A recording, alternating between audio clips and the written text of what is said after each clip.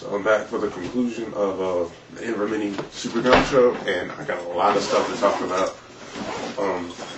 I didn't get that efficiency test for you yet, but promise it's on the way. I got a 48 3000 that I filled up, and I found out it had a leak in it.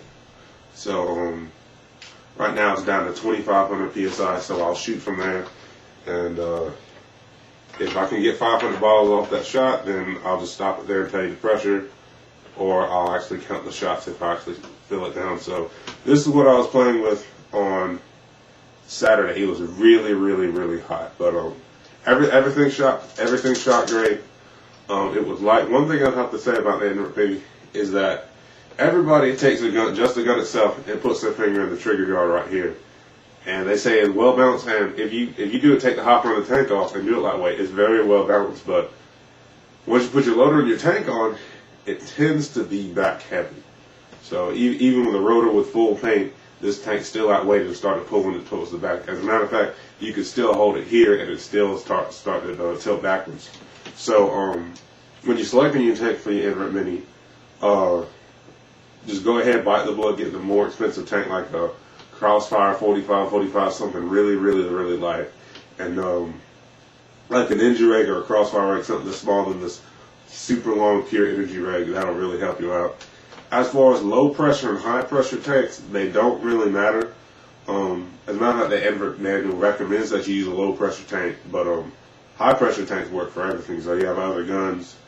If you have anything besides an Angel, high pressure tank will work. An advantage of having a low pressure tank for your Invert Mini is, like I said earlier, with the tri-flow and all the thread friction from screwing your tank in and out, that's what's going to help when having a low pressure tank.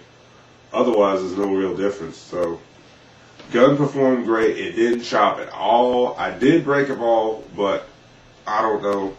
This sounds totally crazy when I say this, but I swear someone has shot one of their paintballs down my barrel, because I was shooting this RPS polarized, and it has yellow fill.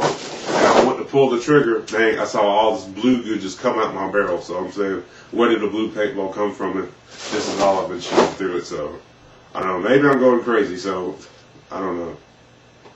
A chop is unlikely, and also shooting a paintball down my barrel is unlikely, but something happened. I had a great time playing speedball. Everybody was up in a tournament, I think in Winder, Georgia, for the CFOA.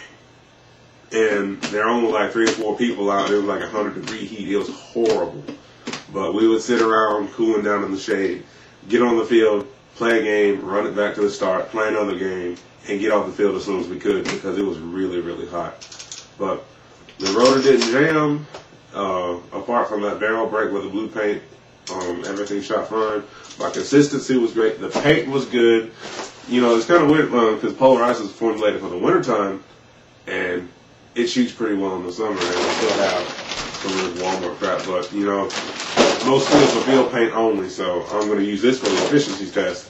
And actually, I'll get back to you and tell you which one shoots better, the Polarized or the Walmart crap, because they cost pretty much the same amount.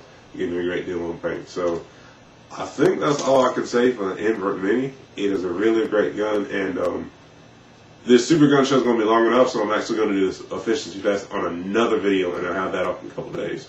So this is the Invert Mini. I'm Metric Bernard from YouTube, and I'll see you soon.